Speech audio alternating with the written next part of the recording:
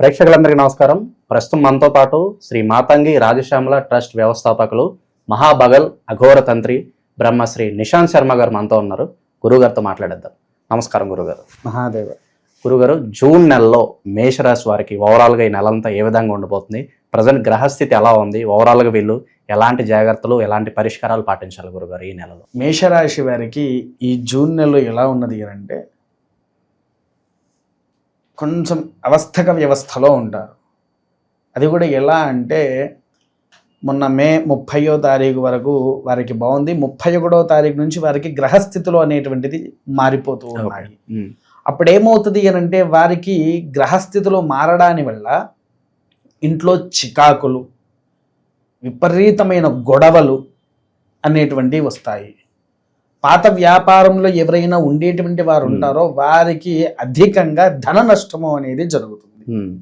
పైగా ఇంకోటి ఏంటంటే వీళ్ళకి ఆల్రెడీ 7.5 అనేది నడుస్తుంది. దీనివల్ల వారికి ఏమవుతుంది అంటే ఆరోగ్య స్థితిగతులు కూడా మారిపోతూ ఉంటాయి. ముఖ్యంగా చెప్పాలి అంటే వీళ్లకు కిడ్నీ సమస్యలు అనేటువంటివి బాగా పెరుగుతాయి. స్టోన్స్ రావడం, స్టోన్స్ లేని వారికి కూడా స్టోన్స్ రావడం, స్టోన్స్ ఉండే వాళ్ళు ఇంకా కూర్చోలేరు, నిల్చోలేరు, ప్రయాణం కూడా చేయలేని స్థితుల్లో ఉంటారు. సో గురుగారు, ఇది ఏళ్ళనాటి శని మొదటి దశ కాబట్టి ఎక్కువ ఆరోగ్య సమస్యలు వస్తూ ఉంటాయి. అది ఎటువైపు కూడా తీసుకుపోతాయి అనేది కూడా చెప్పలేము. ఎందుకనంటే ఈ మనం దేన్నైనా జాగ్రత్తగా ఉన్నా లేకపోయినా 7 ఏళ్ల నాటి శనికి చాలా జాగ్రత్తగా ఉండాలి. ఎందుకనంటే మనకు మీరు వినే ఉంటారు, కొంతమంది మధ్యలోనే మరణించిన వారు. ఈ 7 ఏళ్ల నాటి శని అనేటువంటి అంతటి దౌర్భాగ్యమైన జీవితాన్ని తీసుకొని వస్తారు. అందుకోసం ఏంటి అని అంటే వీళ్ళు 7 ఏళ్ల నాటి శని అని చెప్పేసి అనుకోకుండా దానికి కావాల్సిన కొన్ని ప్రాయశ్చిత్తాలు కూడా ఆచరిస్తూ ఉండాలి. అవి ఆచరిస్తూ ఉంటే అయితే ఎటువంటి సమస్య రాదు.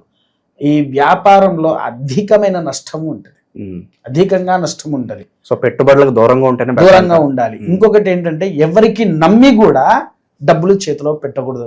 అది సొంత భార్య అయినా భర్త అయినా కూడా పొరపాటున కూడా ఈ జూన్ మాసంలో వారు ఎట్టి పరిస్థితుల్లో కూడా డబ్బులు ఇవ్వకూడదు. పొరపాటున ఇచ్చారా అంతే, అవి మర్చిపోవాలి అన్నట్టు. పొరపాటున ఇస్తే మర్చిపోయినట్టు ఇంకా అవి. ఎందుకనంటే అవి తిరిగి రావు ఆ నెలలో ఇచ్చినవి. మేషరాశి వారికి ఎందుకు అనంటే బృహస్పతి కాస్తంత అనుకూలంగా లేడు వాళ్ళు ఆ మాసంలో. అందుకోసం ఏంటి అని అంటే ధన నష్టము, ఎవరికైనా డబ్బులు ఇచ్చినా నష్టపోవడమే ఉంటది తప్ప ఎదుగుదల అనేది లేదు ఈ నెలలో వచ్చేసరికి.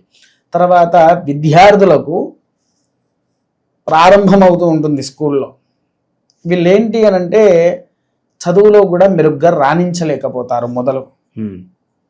ఇది పిల్లలకి ఎప్పటి వరకు ఉంటదంటే మనకు డిసెంబర్ వరకు ఉంటుంది ఇదే వ్యవస్థలో. అంతగా కాన్సన్ట్రేషన్ చేయలేక కాస్త ముద్దుబారితూ ఉంటుంది వారికి. పిల్లల విషయంలో చాలా జాగ్రత్తగా వ్యవహరించాలి. ఇంకొంచెం అంటే పెద్ద చదువులు చదివే వారికి అంటే ఇంటర్, డిగ్రీ, బీటెక్ ఇలా చదివే పిల్లలు ఉన్నారు కదా, ఆ పిల్లలకు వ్యసనాలకు అలవాటు అయ్యేటువంటి ముఖ్యమైన దారి ఇప్పుడు వచ్చేది వాళ్ళు. ఈ పిల్లల్ని చాలా జాగ్రత్తగా కాపాడాలి. అది కూడా ఈ డిసెంబర్ వరకే. ఎంత జాగ్రత్తగా కాపాడాలి అని అంటే వ్యసనాల లోహుడు కాకుండా చాలా జాగ్రత్తగా చూసుకోవాలి. అలా చూసుకుంటే అత్యంత అద్భుతంగా పిల్లలు మారుతూ ఉంటారు. ఈ పిల్లలు ఎటువంటి వ్యసనాలకు కూడా అలవాటు కాకుండా ఉండాలి అని అంటే ప్రతి గురువారం రోజున నవగ్రహాలలో బృహస్పతి అని ఉంటాడు గురు. ఆ యొక్క బృహస్పతికి వీరు ప్రతి గురువారం రోజున వెళ్ళి పాలల్లో కాస్తంత గంధము కానీ లేకపోతే పసుపు కానీ వేసి కలిపి ఆ పసుపు రంగు ఉండే పాలతో మాత్రమే అభిషేకం చేయాలి.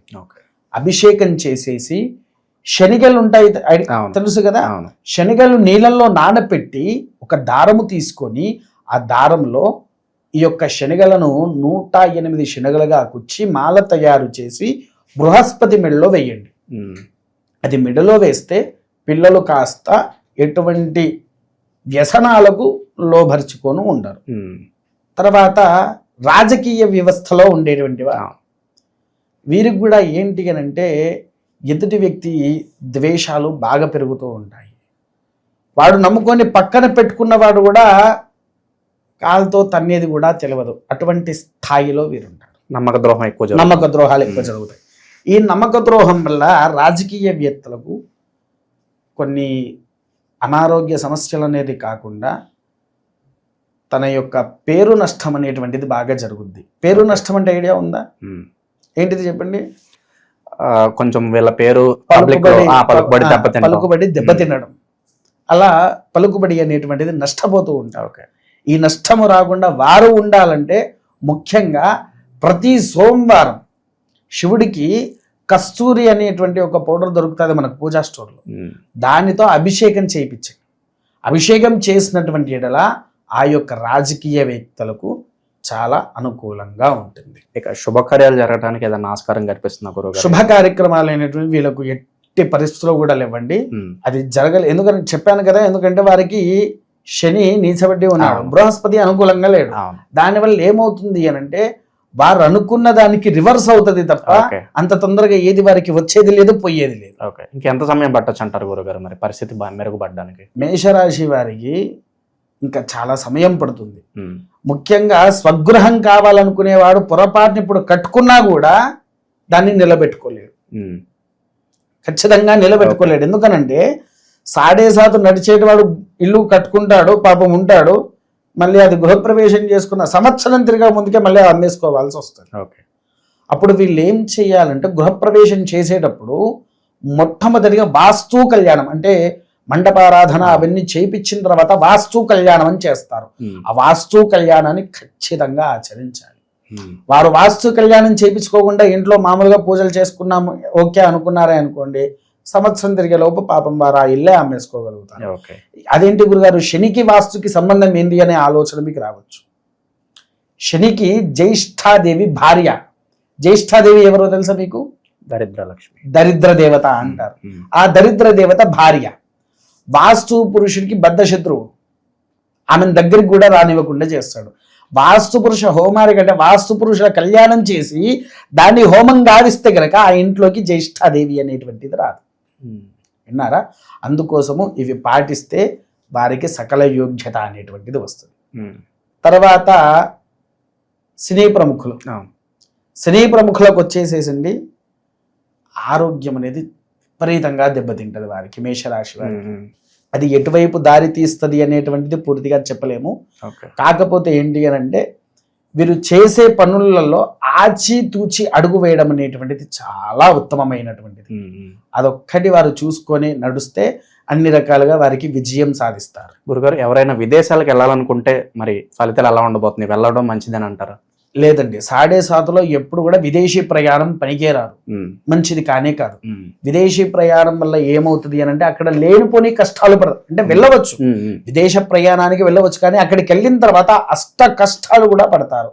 అందుకోసం ఏంటి అని అంటే డిసెంబర్ తర్వాత అంటే నెక్స్ట్ ఇయర్ జనవరిలో వాళ్ళు పెట్టుకుంటే దానికి ఒక ప్రబలం. ఎందుకంటే అప్పుడు కొంచెం బృహస్పతి అనుకూలంగా అవుతాడు కాబట్టి వారికి కాస్తంత అనుకూలమైన సమయం వారికి వస్తుంది కాబట్టి అప్పుడు వారు విదేశీ ప్రయాణానికి పెట్టుకోవచ్చు. గురుగారు, ఇప్పుడు ఈ రాశి వాళ్ళు ఏళ్ళనాటి శనిలో ఉన్నారు, వీళ్ళ మనస్తత్వం అనేది ఎలా ఉండాలి? ఎందుకంటే తరచూ కష్టాల పాలు అవుతూనే ఉంటారు కాబట్టి మనస్తత్వం ఎలా ఉండాలంటారు బేసికల్గా?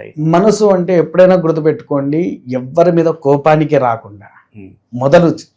ఎందుకనంటే కోపానికి కూడా మన ఇంట్లో డస్ట్ పడ్డప్పుడు మనం ఏం చేయాలి? క్లీన్ చేసి ఒక చీపురు తీసుకుంటాము, క్లీన్ చేస్తాము.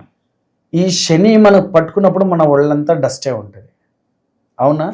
ఆ డస్ట్ అనేది మనం ఎదుటి వ్యక్తులను తిడుతున్నా పెడుతూ ఉన్నా అది శత్రుత్వం పెరిగి ఆ డస్ట్ ఇంకా మన మీదనే వాళ్ళు, అవునా? అప్పుడు లేని శత్రుత్వాన్ని పొందుకున్న వాళ్ళం అవుతాం, అవునా? ఎందుకు అనంటే కామక్రోధ లోభాలను వదిలిపెట్టేయాలి మొదలు. ఇంకొంతమంది వ్యసనాలలో కామంగా ఆలోచించే వాళ్ళు చాలా మంది ఉంటారు. దానివల్ల కూడా వీరికి దరిద్రపు కొట్టు ధూళి అనేది ఒంటి మీదికి చేరుద్ది. అవి ఎప్పుడు కూడా రానియకుండా దూరంగా ఉంచితే కనుక శని ప్రభావం వలన వీరు అటువంటి చేస్తూ ఉంటారు కాబట్టి అవి చెయ్యకుండా ఉంటే వారికి వారి కుటుంబానికి చాలా మంచిది. ఓకే గురుగారు, వీళ్ళు ఏళ్ళనాటి శని దశ మొదటి దశలో ఉన్నారు కాబట్టి మరి ఎలాంటి పరిహారాలు చేసుకోవడం ద్వారా కొద్దో గొప్ప మంచి జరుగుతుందంటారు ఈ రాశి వాళ్ళకి?